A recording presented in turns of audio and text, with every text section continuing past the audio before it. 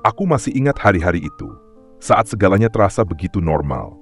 Atau setidaknya, aku mencoba meyakinkan diriku sendiri bahwa semuanya baik-baik saja. Aku adalah seorang istri yang setia, ibu dari seorang anak laki-laki berusia 5 tahun yang penuh rasa ingin tahu. Pernikahanku dengan Rendra, suamiku, sudah berjalan 8 tahun. Tidak selalu sempurna, tapi aku selalu berpikir kami cukup kuat untuk melewati segala rintangan. Rendra bekerja sebagai manajer di sebuah perusahaan besar di Jakarta. Jam kerjanya panjang, dan akhir-akhir ini dia sering pulang larut malam. Dia bilang ada banyak proyek yang harus diselesaikan, dan aku berusaha mengerti. Tapi ada sesuatu yang mengganjal. Aku mulai merasa dia bukan hanya sibuk, tapi sengaja menjauh. Satu malam, aku terbangun karena mendengar suara di luar kamar. Aku mengintip keluar dan melihat Rendra duduk di ruang tamu, menatap layar ponselnya. Cahaya layar itu menyorot wajahnya yang tampak serius, hampir seperti sedang menyembunyikan sesuatu. Aku ingin bertanya, tapi aku ragu. Jadi aku kembali ke tempat tidur, berpura-pura tidak melihat apapun. Namun, pagi-pagi berikutnya, aku merasa ada jarak yang semakin melebar di antara kami. Rendra mulai berbicara lebih sedikit, dan saat dia bicara pun, rasanya hanya untuk basa-basi. Aku mencoba mengajaknya berdiskusi tentang masalah keuangan yang mulai menghimpit kami.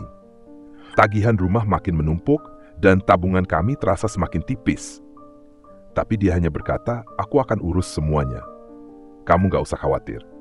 Bagiku, itu bukan jawaban. Aku mulai memperhatikan lebih banyak hal yang terasa tidak biasa. Dompet Rendra sering kosong, padahal dia baru saja mendapat gaji. Beberapa kali, aku menemukan struk belanja dari tempat-tempat yang tidak pernah kami datangi bersama. Aku mencoba untuk tidak berpikir buruk, tapi semakin aku mengabaikan perasaan ini, semakin kuat curiga itu menghantui. Pada suatu sore, saat sedang membersihkan ruang tamu, aku menemukan sebuah amplop tersembunyi di balik sofa. Di dalamnya, ada surat tanda jual beli rumah kami. Aku membaca surat itu dengan tangan gemetar. Rumah ini sudah dijual, tapi aku tidak pernah diajak bicara tentang ini. Aku merasa seperti ditampar keras.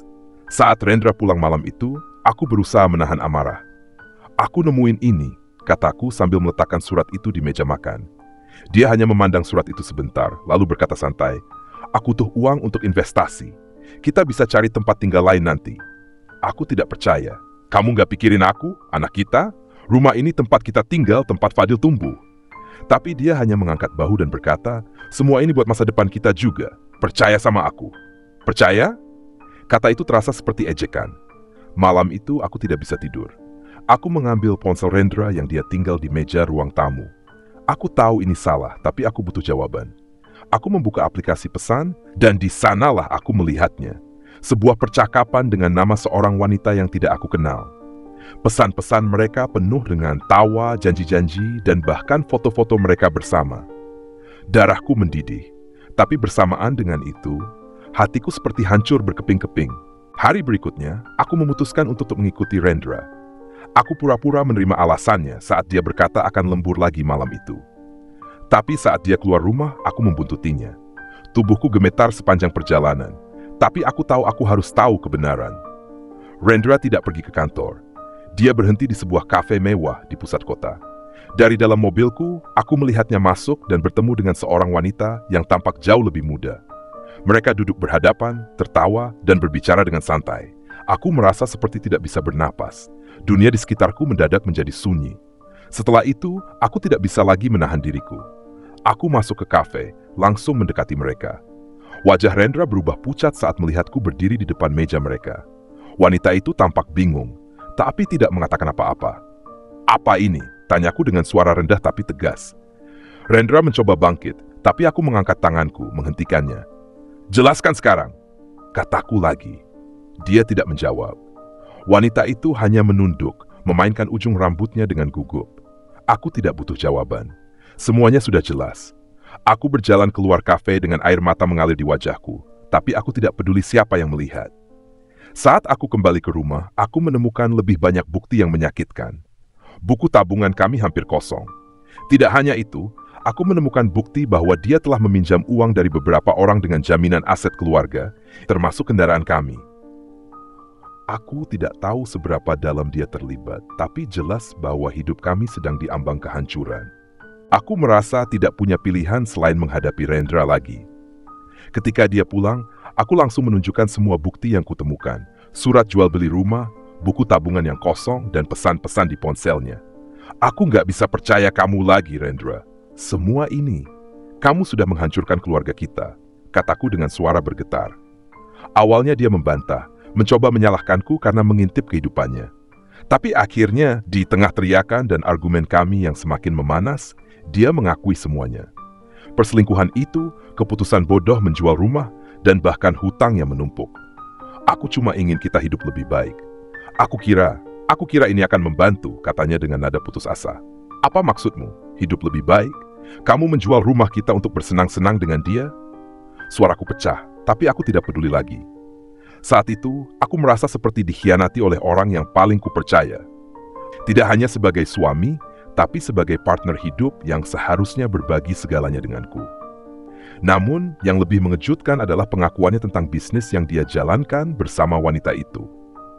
Ternyata, mereka tidak hanya berselingkuh, tapi juga terlibat dalam skema penipuan besar. Uang yang mereka gunakan untuk bersenang-senang berasal dari hasil menipu banyak orang. Kamu sadar nggak berapa banyak orang yang kamu rugikan?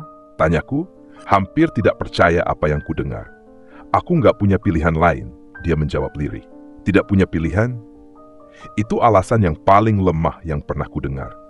Aku tahu saat itu bahwa aku tidak bisa lagi bersamanya. Aku tidak bisa tinggal lebih lama di rumah itu.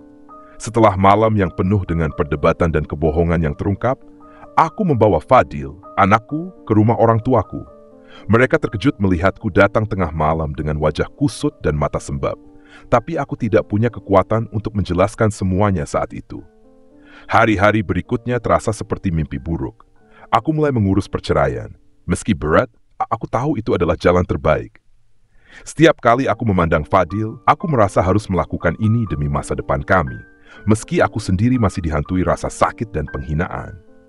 Proses perceraian itu berlangsung lebih cepat dari yang kuduga. Karena aku memiliki semua bukti. Rendra bahkan tidak banyak melawan, mungkin karena dia tahu bahwa posisinya tidak akan menang. Setelah perceraian selesai, aku pikir semuanya akan membaik. Tapi kenyataan berkata lain. Beberapa bulan setelah kami resmi bercerai, aku menerima panggilan dari seorang teman lama. Dia bekerja di salah satu perusahaan yang dirugikan oleh penipuan Rendra. Dari dia, aku mengetahui bahwa skema bisnis yang dijalankan Rendra dan wanita itu telah menyebabkan banyak orang kehilangan uang dalam jumlah besar. Aku bahkan mendengar bahwa beberapa dari mereka telah melaporkan kasus ini ke pihak berwajib. Berita itu menghancurkanku lebih dari yang kubayangkan. Aku tidak pernah menyangka bahwa pria yang pernah aku cintai adalah seseorang yang bisa melakukan hal sehancur ini. Tidak hanya kepada keluarga kami, tapi kepada banyak orang yang tidak bersalah.